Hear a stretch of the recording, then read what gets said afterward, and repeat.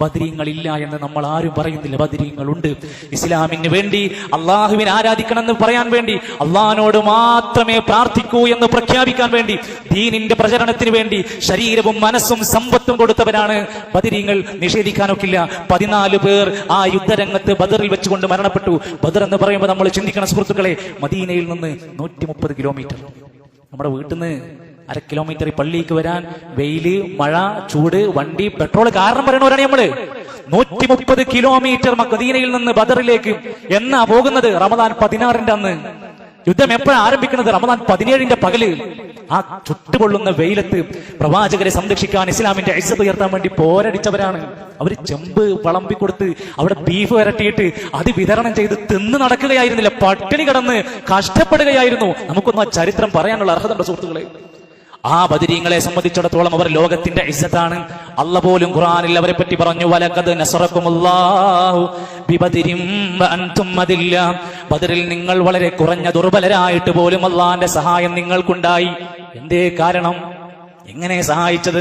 ഇത് തസ്തഗീസൂന റബ്ബക്കും, നിങ്ങൾ നിങ്ങളുടെ റബ്ബിനോട് ഇസ്തിഗാസ ചെയ്തു, റബ്ബേ സഹായിക്കണമെന്ന് പ്രാർത്ഥിച്ചു. നബി തങ്ങൾ സുജൂദിൽ കിടന്ന് പൊട്ടിക്കരഞ്ഞു. സ്വഹാബത്ത് വിഷമത്തോടെ അല്ലാഹുവിനോട് രാത്രിയിൽ ഉറക്കമൊഴിച്ച് പ്രാർത്ഥിച്ചു. മറുഭാഗത്ത് അബൂജഹലും മുത്ബത്തടക്കമുള്ള നേതാക്കന്മാർ കള്ളു കുടിക്കുന്നു, നർത്തകിമാരുടെ കൂടെ ഡാൻസ് പാടുന്നു. അവർ അവിടെ യഥാ ആനന്ദ നൃത്തമാടിക്കൊണ്ടിരിക്കുന്നു. മൃഗങ്ങളെ അറുത്ത് തിന്ന് കൂറ്റന്മാരായി ഉല്ലസിക്കുകയാണ്. നാളെ മുഹമ്മദിന്റെയും അനുയായികളുടെയും കഥ കഴിക്കാൻ പോകുന്നു എന്ന് സന്തോഷിച്ചിരിക്കുകയാണ്. ഇപ്പുറത്ത് പേടിച്ച് ബേജാറായി അല്ലാഹുവിനോട് പ്രാർത്ഥിക്കുകയാണ്. ആ ബദരീങ്ങൾക്ക് അല്ലാഹുവിന്റെ സഹായം കിട്ടി. എപ്പോഴാ? ഇത് തസ്തഗീസൂന റബ്ബക്കും, റബ്ബിനോട് അല്ലാഹുവിനോട് പ്രാർത്ഥിച്ചപ്പോ ഫസ്തജാബ ലക്കും, നിങ്ങൾക്ക് അല്ലാഹു ഉത്തരം നൽകി. 1000കണക്കിന് 3000കണക്കിന് മലക്കുകളെ ഇറക്കിക്കൊണ്ട് നിങ്ങളെ അന്ന് സഹായിച്ചു. എങ്കിൽ ഇന്ന് നമ്മുടെ നാട്ടിൽ അവസ്ഥ എന്താ?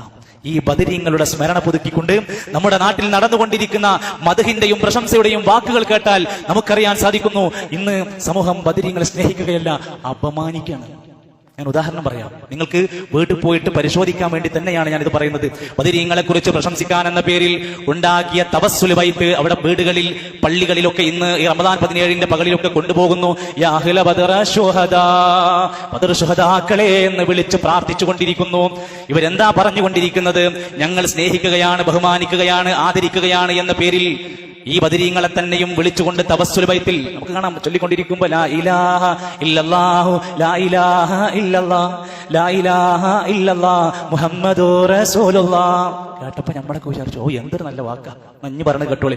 എല്ലാ ഗുണങ്ങൾ നേടുവാൻ, കുറ്റങ്ങളെല്ലാം നീങ്ങുവാൻ, സ്വർഗത്തിൽ ഒന്നായി ചേരുവാൻ ബദരീങ്ങളാൽ തുണ റബ്ബനാ. ലാ ഇലാഹ ഇല്ലല്ലാഹു ലാ ഇലാഹ ഇല്ലല്ലാഹ് ലാ ഇലാഹ ഇല്ലല്ലാഹ് മുഹമ്മദുർ റസൂലുള്ളാഹ്. ഇടയിൽ കൂടെ തന്നെ ഫിറ്റ് ചെയ്ത് കൊടുത്താൽ, പുട്ടിന് തേങ്ങണമാതിരി ഇടയിൽ ഒരു ലാ ഇലാഹ ഇല്ലല്ലാഹ് ചേർത്ത് കൊടുത്താൽ പിന്നെ പറയണതൊക്കെ നല്ലതാണെന്ന് വിചാരിക്കാം. അല്ല, എന്താ പറയണത്? ബദരീങ്ങൾ അവരുടെ വിഷമങ്ങളും ദുഃഖങ്ങളും പ്രയാസങ്ങളും നീങ്ങാൻ ആരോടാ പ്രാർത്ഥിച്ചത്? അവരോട് പ്രാർത്ഥിക്കണം. ബദരീങ്ങളിൽ 14 പേര്, 6 പേര് മുഹാജിരീങ്ങൾ, 8 പേര് അൻസാരികൾ മരണപ്പെട്ടു. ശേഷം ജീവിച്ച മറ്റു സഹാബിമാര് അവർക്ക് എന്തെങ്കിലും ബുദ്ധിമുട്ടും വിഷമങ്ങളൊക്കെ വന്നപ്പോ ആ മരണപ്പെട്ട ബദരീങ്ങളോടായിരുന്നോ അവർ പ്രാർത്ഥിച്ചിരുന്നത്, തേടിയിരുന്നത്? അല്ല, എല്ലാത്തിനും വേണ്ടിയിട്ട് ഇന്ന് അവരുടെ പേരാ പറയുന്നത്. കടം വീടി സന്തോഷിക്കുവാൻ, കുടുംബങ്ങളിൽ ഗുണം ചെയ്യുവാൻ, ഖൈറായ പാതയിൽ നീങ്ങുവാൻ ബദരീങ്ങളാൽ തുണ റബ്ബന. ഇത് നേരെ പടച്ചോനെ എന്ന് പറഞ്ഞാൽ പോരെ? ഇതിന്റെ ഇടയിൽ എന്തിനാണ് ഒരു മഹാന്മാരെ കൊണ്ടുവച്ച്? ഇതാണ് തവസ്സുൽ ചെയ്യാന്ന് പറഞ്ഞത്. അങ്ങനെ അള്ളാഹുവിനോട് ചോദിക്കേണ്ട കാര്യങ്ങൾ ഇവരോട് വെച്ച് ചോദിക്കുകയാണ്. പ്രഷറും പ്രമേഹം, ഷുഗറതും, അറ്റാക്ക്, ക്യാൻസർ മുഴുവനും ശിഫ തന്ന് ദീർഘായുസ്സിനും ബദരീങ്ങളാൽ തുണ റബ്ബന. പ്രഷറും ഷുഗറും കൊളസ്ട്രോളും ക്യാൻസറൊക്കെ ബദരീങ്ങളെ കൊണ്ട് മാറ്റി തന്നെ. സുഹൃത്തുക്കളെ, ആ ബദലിൽ പങ്കെടുത്ത സഹാബിമാരെ പിൽക്കാലത്ത് ജീവിച്ചപ്പോൾ കോളറ ബാധിച്ച് മരിച്ചിട്ടുണ്ട്. അവരോടാണ് ഇപ്പൊ നമ്മൾ ചോദിക്കുന്നത്, ഞങ്ങൾ അറ്റാക്കും ഷുഗറും കൊളസ്ട്രോളൊക്കെ മാറ്റി തന്നെ. ഈ വിരോധാഭാസം പറയുന്നവരെന്താണ്? ഞങ്ങൾ സ്നേഹിക്കുകയാണ്, ഞങ്ങൾ മദ്ഹ് പറയുകയാണ്. അല്ല, ഇത് മദ്ഹല്ല, ഇത് അവരെ അപമാനിക്കലാണ്. ഇനി ബദർ മാല എടുത്തു നോക്കിയാലും ഇതേപോലെ തന്നെയാണ് കാണുന്നത്. മാല ബൈത്തുകളിലും ഇതേ വാക്കുകളും ഇതേ വരികളും തന്നെയാ പറയുന്നത്. ദാഹം വിശപ്പോ കൊടുമാൾ തളർച്ചയോ തടിയിൽ മറലോ ജിൻ ശൈത്താൻ ചതിയാലോ ദേഹം വലഞ്ഞോനീ പേരിനെ ചൊല്ലുകിൽ തീരും മൂനമ്മേ ശിഫയാകുമെന്നോവർ. ഇതൊന്നും സഹാബിമാരുണ്ടാക്കിയതൊന്നല്ല, ഇപ്പൊ അടുത്ത കാലത്ത് ഉണ്ടാക്കിയ മനുഷ്യന്മാരുണ്ടാക്കിയ വരികളാ. ദാഹം മാറാൻ, വിഷമം മാറാൻ, രോഗം മാറാൻ, ശൈത്താന്റെ ബുദ്ധിമുട്ട് മാറാൻ ബദരീങ്ങളെ പേരുച്ചരിച്ചാൽ മതി, ഒക്കെ ശിഫയാകും. ആലോചിക്കുന്നത് ശരിക്ക് പടച്ചറപ്പിനോട് ചെയ്യേണ്ടുന്ന ഇബാദത്തുകൾ എല്ലാം ഏറെ മികന്തുള്ള പേറ്റുവരുത്തത്തിൽ ഇന്ത്യ സ്വഹാബികൾ പേരീനെ ഓതുകിൽ കുറിമുടിയും മുനം പള്ള തന്നീന്ന് കുട്ടി പിറക്കലിന് ഇല്ലാ ശക്ക് അതെന്നോവർ. പ്രസവം സുഖമായിട്ട് നടക്കണമെങ്കിലേ ബദരീങ്ങളെ പേര് പറഞ്ഞാൽ മതി. ഇങ്ങനെ മനുഷ്യന്മാരെ ദീനിൽ നിന്ന് തെറ്റിച്ച് ഒരു ബദരീങ്ങൾ എന്ന യഥാർത്ഥ ജീവിത ത്യാഗം ചെയ്ത മനുഷ്യന്മാരുടെ പേരിൽ പോലും കള്ളക്കഥകൾ ഉണ്ടാക്കി മദർ മൗലിദുകളിൽ ഇല്ലാ കഥകൾ പറഞ്ഞുകൊണ്ടാണ് അറബിയിൽ തട്ടിപ്പ് നടത്തിയ ഒരുപാട് വാചകങ്ങൾ കാണാം. അതിൽപ്പെട്ട ഒരു കഥ കൂടെ പറഞ്ഞ് അവസാനിപ്പിക്കാം. ആ മാലയിൽ പറയാം, മൗലിദിൽ പറയാം, ചില ആളുകൾ റിപ്പോർട്ട് ചെയ്യുന്നുണ്ട്, സ്വഹാബിയല്ല, പണ്ഡിതനല്ല, താബിയല്ല, റസൂലല്ല, നബിയല്ല, ആരുമല്ല, ആരൊക്കെയോ പറയുന്നുണ്ട്. ആരാന്നറിയില്ല. എന്താ പറയുന്നത്? ഇന്നഹു ഖറജ യുരീദുൽ ഹജ്ജ ഇലാ ബൈത്തില്ല. ഒരു ഹാജിയാര് ഹജ്ജിന് പോകാൻ വേണ്ടിയിട്ട് വീട്ടിൽ നിന്ന് പുറത്തിറങ്ങി, എല്ലാ ബാഗും റെഡിയാക്കി ഹജ്ജിന് മുമ്പർക്കും വേണ്ട സെറ്റപ്പ് ഒക്കെ ആയിട്ട് വീട്ടിൽ നിന്ന് പുറത്തിറങ്ങി. ഫകതബ അസ്മാഉ അഹ്ലി ബദരിൻ റളിയല്ലാഹു അൻഹും ഫീ ഖിർതാസിൻ. ഒരു കഷ്ണം പേപ്പർ എടുത്തിട്ട് ബദരീങ്ങളുടെ പേരൊക്കെ ആ പേപ്പറിൽ എഴുതി വെച്ചു. വജഅലഹു ഫീ അസ്കഫത്തിൽ ബാബ്. എന്നിട്ട് വീടിന്റെ ഉമ്മരപ്പടിയിൽ അത് കൊളത്തി വെച്ചു. ഇന്നുണ്ടല്ലോ, നമ്മുടെ അടുത്തുണ്ടല്ലോ, പ്രധാനപ്പെട്ട വാഹനങ്ങൾ എടുത്തു. വാഹനം എടുത്തിട്ട് നേരെ ജാറത്തങ്ങ് പോയി. എന്നിട്ട് അവിടുന്ന് ഒരു തുണി കഷ്ണം കിട്ടി. ആ തുണി കഷ്ണം നമ്മുടെ ബൈക്കിന്റെ ഉള്ളിൽ തിരികെ വെച്ചു. എന്തേ? ഇത് നമ്മളെ കാര്യങ്ങൾ ശരിയാക്കി തരും. കാറിന്റെ സ്റ്റിയറിംഗിന്റെ ഇടയിൽ പരിശോധിച്ച് നോക്കിയും നമ്മുടെ കാറിന്റെ സ്റ്റിയറിംഗിന്റെ താഴത്ത് പച്ചക്കെട്ട് കെട്ടിയിട്ടില്ലേ? ആർക്കാണത്? ആര് പറഞ്ഞു ഇത് അവിടെ കൊണ്ടുപോയി വെച്ചാൽ എന്റെ പ്രശ്നങ്ങൾ തീരുമെന്ന് വിചാരിച്ചു? നമ്മുടെ സഹോദരൻ അടുത്ത കാലത്ത് ഗൾഫ് പോണതിന്റെ മുമ്പ് അദ്ദേഹത്തോട് പറഞ്ഞു, പാസ്പോർട്ട് കൊണ്ടുപോയിട്ട് ജാറം മോടിക്കലോട്ടോ, അല്ലെങ്കിൽ എന്റെ കാര്യങ്ങൾ ബുദ്ധിമുട്ട്. എന്നിട്ട് പാസ്പോർട്ട് കൊണ്ടുപോയി ജാറം മോടിയിട്ടാ പോയത്. ഈ ജാതി മനുഷ്യന്മാരും ഈ ജാതി വിശ്വാസങ്ങളുമായി ജീവിക്കുന്നവരൊക്കെ ചിന്തിക്കുക, പടച്ചോന്റെ അടുത്തേക്ക് ചെല്ലേണ്ടവരാണ് നമ്മൾ. അള്ള പഠിപ്പിച്ച വിശ്വാസത്തിന് പുറമേ എന്നിട്ട് ഈ മനുഷ്യൻ ഈ ഹാജിയാരിത് എഴുതി വെച്ചു എന്ന് പറയാം. എന്നിട്ട് ഫജാഅത്തിൽ ലുസൂസു ഇലാ ബൈത്തി.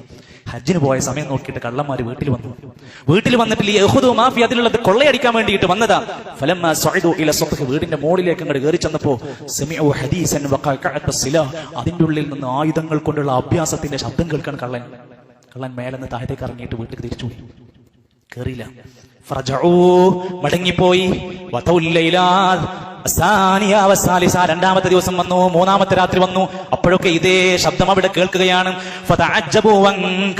അങ്ങനെ ഇതിൽ നിന്ന് പിന്തിരിഞ്ഞ അത്ഭുതത്തോടെ ഈ വീട്ടിൽ നിന്ന് മോഷണം നടക്കൂല, ഇവിടെ ആളുണ്ട്. കുറച്ച് ദിവസം കഴിഞ്ഞിട്ട് അദ്ദേഹം മടങ്ങി ഹജ്ജ് കഴിഞ്ഞ് തിരിച്ചു വന്നു. കള്ളനതാ അവരുടെ വീട്ടിലേക്ക് ചോദിച്ചു, നിങ്ങൾ ഈ വീട്ടിൽ ആരെങ്കിലും കാവലാക്കിയിരുന്നോ? ഞാൻ കാവലാക്കിയിരുന്നു. ആരെയാ കാവലാക്കിയത്? ഞാൻ ആയത്തുൽ കുർസി ഇവിടെ എഴുതി ഒട്ടിച്ചിരുന്നു. പിന്നെ ഞാൻ ബദരീങ്ങളുടെ എല്ലാവരും പേര് ഇവിടെ എഴുതി ഒട്ടിച്ചിരുന്നു. ഇപ്പൊ കള്ളം പറഞ്ഞു അത്രേ. എന്നാ വെറുതെ അല്ല, ഞങ്ങളിവിടെ വന്നപ്പോ സൗണ്ട് കേട്ടിരുന്നു. ഈ കള്ളന്മാരെ കഥയും ഈ കള്ളന്മാരെന്നെ എഴുതിണ്ടാക്കുമ്പോൾ ഒന്ന് നല്ലോണം ആലോചിക്കണം. നല്ലത് പ്രിയപ്പെട്ട സഹോദരങ്ങളെ, ഇങ്ങനെ ഒരു പേരെഴുതി കെട്ടിത്തൂക്കിയാൽ വീട്ടിൽ കള്ളം കയറൂല, വീട്ടിൽ മോഷണം നടക്കൂല, മതിൽ പൊളിഞ്ഞാടൂല എന്ന് വിശ്വസിക്കുന്ന ബദരീങ്ങൾക്ക് ഇതൊന്നല്ലായിരുന്നു പണി. അവർ ദീന് പോകുമെന്നാണ് നോക്കിയിരുന്നത്. നമ്മൾ അവരുടെ വിശ്വാസത്തെ മുന്നിൽ പിടിക്കുക, അവർ പഠിപ്പിച്ച ഇസ്ലാമിന്റെ മാതൃകകൾ ചേർത്ത് പിടിക്കുക. ഇസ്ലാമിന് വേണ്ടിയിട്ട് ശരീരം കൊണ്ട്, മനസ്സുകൊണ്ട്, സമ്പത്ത് കൊണ്ടും അധ്വാനിക്കാൻ, പണിയെടുക്കാൻ വേണ്ടി തയ്യാറാവുക. അള്ളാഹുവിന്റെ മാർഗത്തിൽ അടിയുറച്ച് ഈമാനോടുകൂടെ ജീവിക്കാനുള്ള തൗഫീഖ് അള്ളാഹു നമുക്ക് പ്രദാനം ചെയ്യുമാറാകട്ടെ.